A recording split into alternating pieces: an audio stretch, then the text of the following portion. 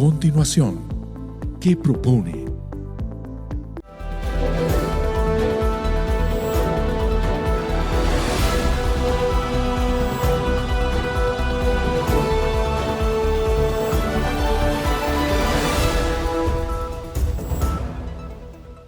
Hola, ¿qué tal, amigas, amigos? Aquí estamos nuevamente a través de la pantalla de BPI TV en nuestro programa ¿Qué propone? Que, como ya le hemos dicho, estamos en ese proceso de cambio, de búsqueda de otras opiniones, porque ya entrevistamos a los candidatos, ya pasaron las primarias, ya hubo una decisión del TSJ sobre las primarias, que es precisamente uno de los puntos que vamos a tocar en nuestro programa de hoy con el invitado que nos acompañará. El lunes 30 de octubre, el Tribunal Supremo de Justicia dictó la sentencia en la cual suspende los efectos de la primaria. La traducción es que no se reconoce a María Corina Machado como candidata unitaria. La sentencia, que además incluye la exigencia de que la oposición entregue todo el material electoral, deriva en diferentes escenarios, como la posible judicialización a quienes organizaron la iniciativa, que la oposición no pueda postular a María Corina Machado y esto los obliga a buscar un escenario como el consenso. Y como les decía, bueno, el TSJ ya es de conocimiento público, tomó una decisión, o mejor dicho, aceptó un recurso interpuesto por el diputado José Brito, y para dilucidar qué hay detrás de esto, cómo lo podemos entender, nos acompaña el día de hoy el abogado constitucionalista José Vicente Jaro. ¿Qué tal? ¿Cómo está? Encantado, Nardo. Muy bien, vamos a revisar entonces, ¿es extemporánea esta decisión del TSJ? Sin duda, es extemporánea si se tiene en cuenta de que el evento de las primarias se realizó el 22 de octubre de este año 2023. El Tribunal Supremo de Justicia ha actuado, ya consumado el hecho de las primarias, teniendo un resultado y teniendo la candidata electa en esas primarias, María Corina Machado, una legitimidad constitucional y política determinada por más de 2,5 millones de votos. De manera que si la sala electoral pretendía o quería que esto lo conduzca el CNE de manera exclusiva y que no sea la Comisión Nacional de Primarias la que lleve ese proceso, debía pronunciarse antes del 22 de octubre, lo cual no hizo. Pero hay algunos constitucionalistas que he leído que señalan que de esa manera el TSJ aplicaría más o menos lo mismo que ocurrió con los diputados de la Asamblea Nacional, que declararía en desacato el que no se cumpla lo que ha ordenado. En este caso no podríamos estar en un supuesto de desacato por lo siguiente. Primero, la acción que presentó el ciudadano José Brito es una acción que llamamos técnicamente recurso contencioso electoral. Ese recurso de nulidad contencioso electoral, conjuntamente con una acción de amparo constitucional, es y tiene por objeto una pretensión, tiene una aspiración, un interés. ¿Cuál es el interés final? Que luego del proceso judicial que abrió la Sala Electoral del Tribunal Supremo de Justicia, se declare la nulidad del proceso de primarias, la nulidad completa, entera, y también de la proclamación que se hizo de la ciudadana María Corina Machado como candidata aspirante y abanderada de la oposición de la plataforma unitaria para poder inscribirse el año que viene como una opción a la presidencia de la República y optar a la presidencia de la República. Si se quiere hablar de desacato, o si se quisiera hablar de desacato, tendríamos que estar frente a una situación anterior al 22 de octubre del año 2023, es decir, al día en que se realizaron las primarias, si se hubiera presentado allí una orden de la sala electoral del Tribunal Supremo de Justicia o, según el caso y según las circunstancias, de la Sala Constitucional del Tribunal Supremo de Justicia, en la cual se hubiera ordenado que la Comisión Nacional de Primarias no podía conducir el proceso y lo debía hacer la sala, el CNE, o que la Sala Electoral hubiera dicho lo propio, y eso no se hubiera obedecido, no se hubiera ejecutado, no se hubiera acatado, entonces ahí si hubiera existido un desacato. Pero no hay desacato cuando dicen que todos los actos son nulos, y si María Corina sigue siendo la candidata proclamada, ese acto también no fue anulado eso no significa desacato. Esa pregunta te la agradezco porque una de las confusiones que crea la decisión de la Sala Electoral del Tribunal Supremo de Justicia es que todavía en el proceso y la sala, el alcance de la decisión no es de nulidad.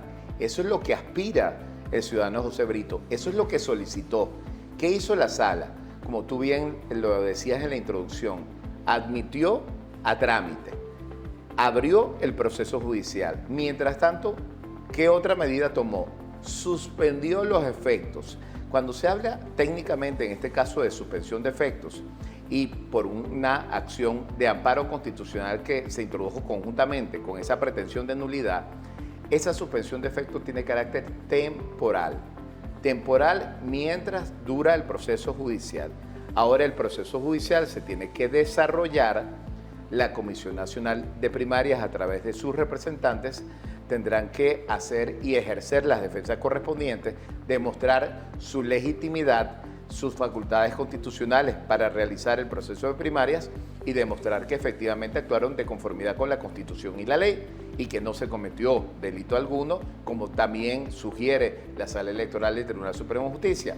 Al cabo de ese proceso es que va a haber una decisión de la Sala Electoral en donde se determinará si existe o si existiría o no una nulidad de parte de la Sala Electoral. De esa proclamación de María Corina. La nulidad de la proclamación y de las primarias. Pero fíjese que eso es inolvidable con los diputados de la Asamblea Nacional. Eso durmió el sueño de los justos. No puede el Tribunal Supremo de Justicia hacer que duerma el sueño de los justos también y que esa suspensión de efectos se alargue hasta el 2024 y hasta que haya las elecciones. No es posible. Es probable. De hecho, hubo muchos procesos, como tú bien refieres, que se quedaron allí en una suspensión de efectos, se recopilaron documentos, se promovieron pruebas y luego quedaron en etapa de decisión y como una táctica institucional no adecuada del Tribunal Supremo de Justicia, de la Sala Electoral, lamentablemente se decidió no decidir, dejando a los venezolanos en la incertidumbre.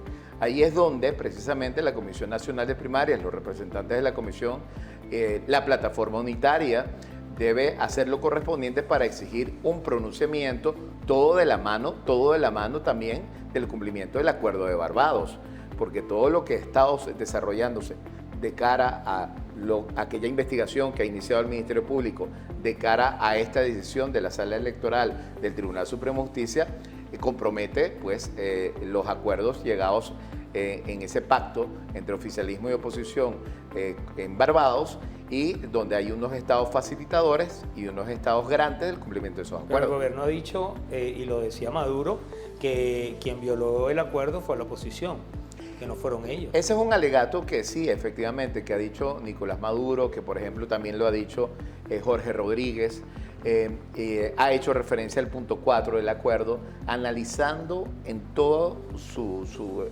textualidad, literalmente, el número 4 del acuerdo, que exigía procesos electorales de primarias transparentes, conforme a la Constitución y la ley.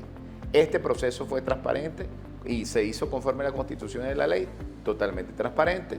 De hecho, la Comisión Nacional de Primarias... Ellos alegan lo de la inhabilitación. Ellos alegan lo de la inhabilitación, caso en el cual, y la Sala Electoral también se hace eco de eso. Qué bueno que trajiste a colación también ese tema, porque la Sala Electoral ya se adelanta a decir, bueno, aquí tenemos a una candidata inhabilitada con una decisión firme, dice así. Hablan del ciudadano Enrique Capriles, hablan del ciudadano Freddy Superlano como inhabilitados de manera firme. Ahora bien, esas inhabilitaciones son inhabilitaciones que se han emitido por parte de la Contraloría General de la República, por parte de funcionarios que no integran el Poder Judicial. Según la Constitución, artículos 65, 227, entre otros de la Constitución, solamente a través de una sentencia judicial definitiva y firme que condene a una persona a un delito, luego de un proceso penal, donde se encuentre plena prueba de la comisión de ese delito, se puede imponer, además de la sanción penal correspondiente, que puede ser la privación de libertad, una pena accesoria que es la inhabilitación. Eso no ha ocurrido ni en el caso de María Corina Machado, ni en el caso de Enrique Capriles, ni en el caso de Freddy Superlano, que son algunos de los que menciona esto. Bien, tenemos que ir a la pausa, pero en la próxima parte quiero profundizar en la inhabilitación porque también algunos analistas han dicho que la intención de esa primera aproximación que ha mostrado ya el Tribunal Supremo de Justicia es definitivamente inhabilitar a María Corina a través del TCJ. Vamos a revisar si esto es posible, pero en la próxima parte. Ya venimos. Ya regresamos con ¿Qué propone? Estamos de vuelta con ¿Qué propone?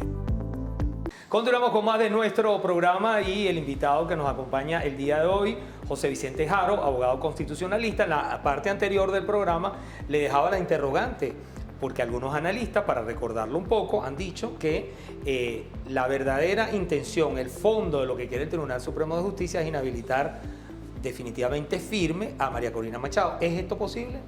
El Tribunal Supremo de Justicia no es un tribunal de instancia que pueda conocer de un proceso judicial, conducir un proceso judicial para determinar si una persona cometió o no un delito. Solamente en el caso de altos funcionarios, presidente de la República, diputados de la Asamblea Nacional, altos funcionarios del Poder Público, fiscal general de la República, contralor, etcétera, pueden enjuiciar, pues solamente pueden enjuiciarse en el Tribunal Supremo de Justicia. Si estamos hablando de la ciudadana, en este caso María Corina Machado, ella como ciudadana que no ejerce cargo público, que no tiene prerrogativas parlamentarias o inmunidad parlamentaria o una inmunidad inherente a su cargo por tener alguna investidura o alguna función pública, los tribunales competentes son los tribunales del área metropolitana de Caracas, los tribunales de control de carácter penal.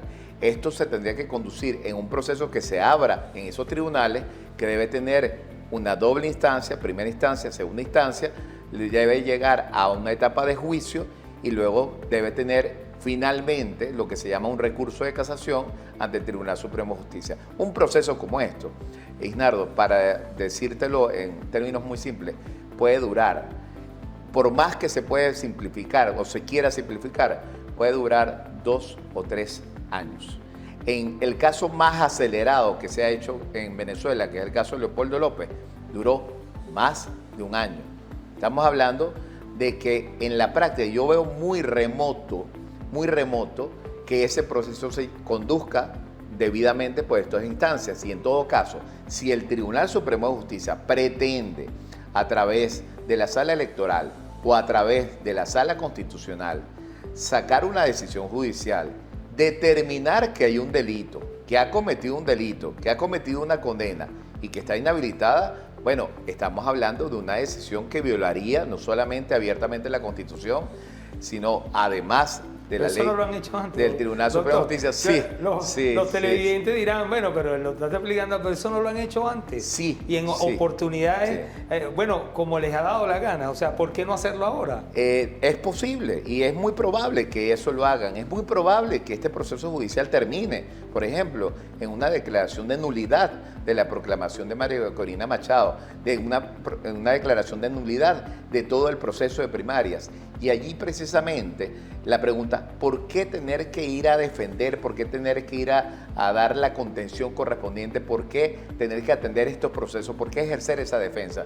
Porque eso te permite luego acudir a instancias internacionales, a la Comisión Interamericana de Derechos Humanos, ante el Alto Comisionado de Derechos Humanos de la ONU, ante el Comité de Derechos Humanos de la ONU, ante los Estados garantes del Acuerdo de Barbados. Disculpa que le interrumpa, la justicia internacional es un poco lenta. Es bastante lenta. Entonces, en el fondo la gente dirá, ajá, pero por ejemplo, Leopoldo López obtuvo una decisión de la Corte Interamericana de Derechos Humanos contra su inhabilitación e igual no pudo participar. El gobierno le hizo...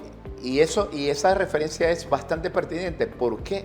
Porque el caso de Leopoldo López dejó claro algo, la Corte Interamericana de Derechos Humanos, en la decisión de septiembre de 2011, que es la que tú te refieres, y en una ratificación que hizo en noviembre del año 2015, dejó claro que las inhabilitaciones de la Contraloría General de la República no solamente son violatorias de la Constitución, sino de la Convención Americana de Derechos Humanos y de tratados internacionales suscritos y ratificados por Venezuela que violan los derechos a elegir y a ser electo, a ser considerado como candidato, por una parte. Pero por otra parte... 2015, y María Corina cuando se lo acaban de hacer, express, además extendido. Este año hace poco, pero hay un precedente interesante en el caso de Gustavo Petro. En el caso de Gustavo Petro, para que Gustavo Petro se pudiera lanzar a candidato, pudiera presentarse como candidato, ¿qué hizo él? Utilizó el precedente Leopoldo López. Sus abogados citaron el caso y los fallos de Leopoldo López y la Comisión Interamericana de Derechos Humanos para emitir el informe correspondiente, instando al Estado colombiano a habilitar a Gustavo Petro para que se presentara como candidato. Citaron esos casos y él se pudo presentar demostrando que la inhabilitación era una inhabilitación administrativa y no decretada por un tribunal penal. Entonces ya estamos hablando de un precedente reiterado. La justicia colombiana. Claro, la justicia colombiana que además obedeció o siguió los lineamientos de la Corte Interamericana de Derechos Humanos. Lo que la Corte había señalado. Y aquí pareciera un poco romántico o utópico esta labor de alegar todo lo que se está violando. Pero ¿por qué se señala? Porque aquí hay que distinguir, y siempre es bueno, desde el punto de vista técnico, distinguir lo jurídico de lo político. Todas estas, vamos a decir, estas investigaciones, estos procesos de carácter fiscal, en el caso de las investigaciones que se iniciaron por el Ministerio Público, de carácter judicial por la Sala Electoral del Tribunal Supremo de Justicia, son procesos jurídicos que pueden emitir pronunciamientos técnicos de carácter jurídico. Pero hay algo que no pueden socavar, hay algo que no pueden desconocer y es un hecho político.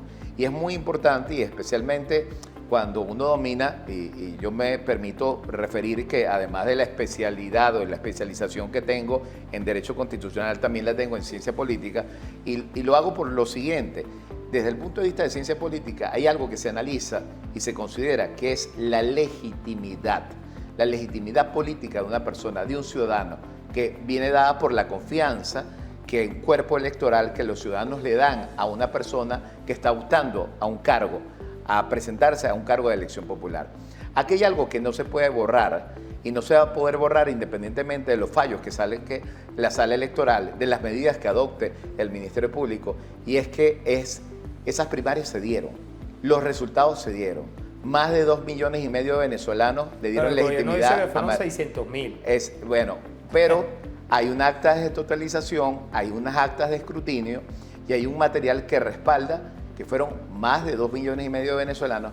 Y precisamente como te quedó demostrada esa legitimidad, y esa legitimidad ya está reconocida a nivel nacional y se está reconociendo a nivel internacional, ese capital político es precisamente la herramienta de presión en sentido positivo, en sentido asertivo, la herramienta de presión para complementar los mecanismos jurídicos. De manera que los mecanismos jurídicos deben ir acompañados de estrategias políticas asertivas donde la Comisión Nacional de Primaria, además de hacer la defensa jurídica, haga todo lo que se corresponde con las relaciones internacionales y con el tratar de que se cumpla el Acuerdo de Barbados, de hablar con los estados correspondientes garantes y facilitadores del Acuerdo de Barbados, pero además hablar con todos los estados de la comunidad internacional que pudieran aportar y pudieran ejercer una presión legítima para que se reconozca la legitimidad de María Corina Machado, para que por lo menos se le permita presentarse para optar a candidata de presidente de la República, porque no estamos hablando de que la Comisión Nacional de Primarias ya la eligió como presidente de la República, simplemente se eligió una persona para optar a un cargo. Y entonces aquí lo que definitivamente las instituciones del Tribunal Supremo de Justicia, el Ministerio Público, que lamentablemente carecen de autonomía e independencia, como lo han dicho importantes organismos internacionales en materia de derechos humanos, bueno, estos organismos están haciendo una labor a favor del oficialismo, pero estos organismos van a tener que en algún momento ceder porque si no, la presión nacional e internacional va a ser bastante fuerte y esto puede llevarlos a un punto límite de desgaste que salga y genera un efecto boomerang desde el punto de vista político para el propio gobierno y entonces lo que aspira o aspiraría Nicolás Maduro, si él quiere ser reelecto como presidente y que se reconozcan esas elecciones luego como presidente, bueno, que no haya habido personas excluidas de esa elección presidencial, que haya habido las garantías de vida y que no se le haya impedido a la persona habilitada y legitimada, que es María Corina Machado, a presentarse como candidata a presidencia de la República. Ya, voy a aprovechar que usted dice que también pues, tiene estudios en ciencias políticas para que en la próxima parte pues revisemos un poco, porque mientras estamos haciendo este programa están reunidos la oposición y el gobierno en Barbados. Se ha comentado que Nicolás Maduro pues, no estuvo de acuerdo con las reacciones que hubo después de la primaria. O sea, parece ser que hay una situación interna en el chavismo que me gustaría revisar, pero lo vamos a hacer en la próxima parte. Ya regresamos con ¿Qué propone? Estamos de vuelta con ¿Qué propone? Bueno, le decía que si bien es abogado constitucionalista, tomando su palabra de que también tiene estudios en ciencias políticas, revisar un poco porque el asunto desde el punto de vista político, porque mientras estamos haciendo este programa, está reunido el gobierno en Barbados. ¿Realmente usted cree que pueda haber un acuerdo que permita la habilitación de María Corina? La gente no considera eso posible. ¿Usted lo ve remoto, lo ve cerca? ¿Cómo lo revisa usted? Depende de la capacidad de los negociadores en Barbados y de la voluntad de los estados que son facilitadores y garantes en Barbados. Muchas veces los grandes problemas jurídicos que entroncan con aspectos constitucionales, que entroncan con la política venezolana, con estos temas gruesos, resulta que vienen de un origen político. Y las soluciones son realmente políticas. Y todos los instrumentos jurídicos son complementarios. Por eso, insisto, hay que trabajar lo jurídico. Y en la parte política sí creo que hay herramientas. Por lo menos existen herramientas. Existe un acuerdo que es importante que se haya firmado antes del 22 de octubre. Ese acuerdo establece una serie de condiciones, una serie de garantías, unos parámetros. Ese acuerdo fue suscrito entre representantes de la oposición, representantes del oficialismo. Y hay estados garantes de ese acuerdo. Ya eso es una herramienta. Ahora, que hay que trabajar, y ahí es donde vienen las habilidades de los buenos negociadores políticos, de sobre esos acuerdos trabajar sobre la posición del gobierno. Si es una posición efectivamente unánime de todos los personeros del oficialismo, si es una posición nada más de, por ejemplo, Jorge Rodríguez, de Diosdado Cabello, del fiscal general de la República y de alguna parte del Tribunal Supremo de Justicia, o si es una opinión unánime de todo el sector oficialista. Eso tácticamente, desde el punto de vista político, hay que considerarlo, porque aquí el capital político que Nicolás Maduro está tratando de crear, está tratando de alguna manera de vender el marketing que él ha comenzado a hacer para una campaña electoral, está comprometido. Y a él es el que menos le conviene, si quiere él, si pretende él decir que en Venezuela se realizaron luego unas elecciones con garantías, auténticas, libres, con observación internacional, cumpliendo con la Constitución y la ley. Si él quiere eso, si él quiere ser reelecto, pudiendo decirle a la comunidad internacional, soy legítimo, bueno, él tiene que dejar que María Corina Machado participe. ¿Le importará tanto la legitimidad a Maduro? Sí. En este momento, por todas las acciones y los hechos precedentes, hablo de los hechos, no del discurso, porque en el discurso ha habido y se ha notado un cambio en la moderación del discurso, una apertura en ese discurso que llama la atención, y yo creo que son los asesores que le están ya perfilando como candidato presidencial, y es una estrategia de marketing político válida.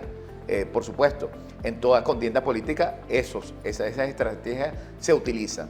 Pero sin duda, a él le importa porque si no hubiera suscrito, no hubiera autorizado a sus representantes, a sus delegados en Barbados a suscribir ese acuerdo. Si no estuviera buscando de alguna manera recomponer o llegar a acuerdos con Estados Unidos para suavizar las sanciones. Si no fuera así, no tuviera tratativas con estados que forman parte de la Unión Europea para tratar de recomponer relaciones internacionales. Si no fuera de esa manera, no enviara y autorizara una comisión para ir a la ONU, al Comité de la ONU de Derechos Humanos, y tratar de defender allí la posición del Estado venezolano y hacer quedar bien al Estado venezolano. Hay esfuerzo y se ha notado que hay una articulación, un despliegue por parte de los personeros del gobierno, de altos funcionarios, para tratar de mostrarle a la comunidad internacional: aquí en Venezuela yo ya me legitimé. Eso es lo que está tratando de decir Nicolás Maduro. Y aquí en Venezuela se van a hacer elecciones. Y aquí en Venezuela se van a hacer unas elecciones democráticas. ¿Y es suficiente eso como para pensar que sí habilitarían a María Corina? No, no es suficiente eso. No podemos confiarnos nunca en materia política, en táctica y estrategia política, nunca se puede subestimar al adversario.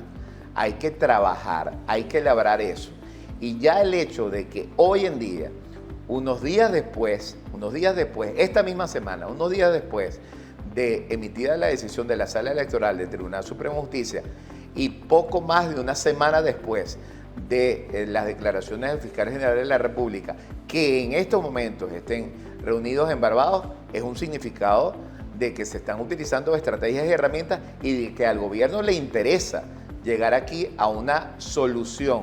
No sabemos cuál va a ser, pero va a depender, insisto, de las habilidades, de la pericia de los negociadores para poder alcanzar los mejores acuerdos posibles y las mejores garantías.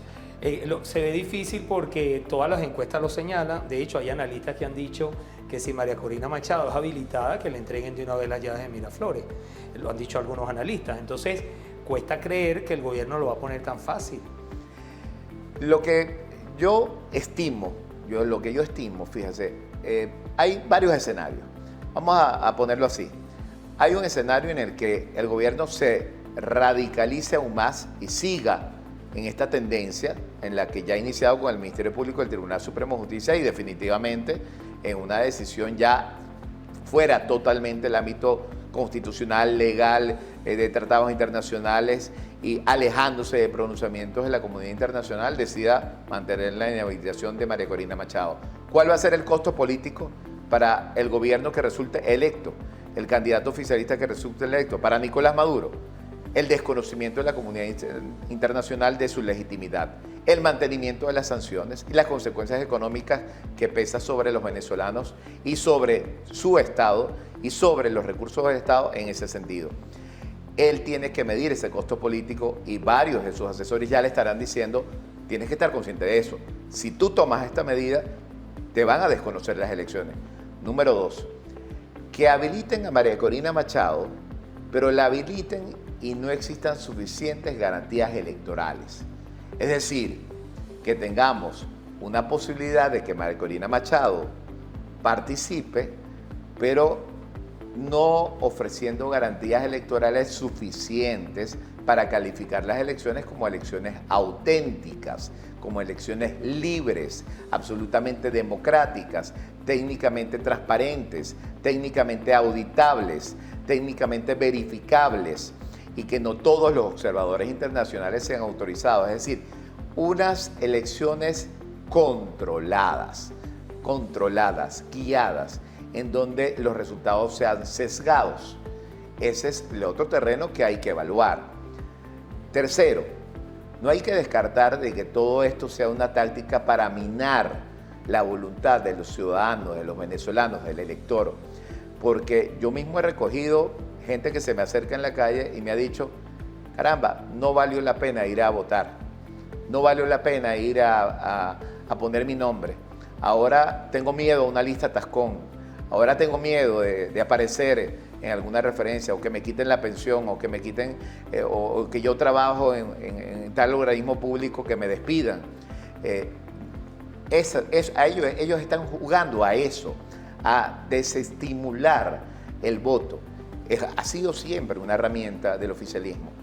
No hay que subestimar de que esto sea también, en un tercer escenario, parte de una estrategia para que el venezolano se sienta prácticamente desmotivado y finalmente habilitar a María Corina Machado en las últimas de cambio. Es decir, mantener esta situación de incertidumbre durante meses y habilitarla, bueno, casi que en el último día antes de poder postularse formalmente como candidata a la presidencia de la República, desgastarla así políticamente, desmotivar el electorado, y eso acompañado de una situación de ausencia de garantías electorales que podría ser o sería el terreno fértil para que se den unos resultados que no sean el correspondiente a unas elecciones auténticas, es decir, para que se pueda, dependiendo de las circunstancias y dependiendo de lo que pase, se pueda dar otro fraude electoral en Venezuela. Tengo que despedirlo, lamentablemente. Ya estamos pasados 3 minutos, pero será en otra ocasión que sigamos tratando en profundidad este tema. ¿Le parece? Con gusto, Isnardo, con gusto. Muchísimas gracias a Luis Vicente Jaro, era nuestro invitado el día de hoy. ¿En qué propone? Y nosotros vamos a seguir en esto. Vamos a seguir haciendo entrevistas y analizando todo lo que ocurre en Venezuela, porque en el fondo queremos saber, más que qué propone, qué puede pasar.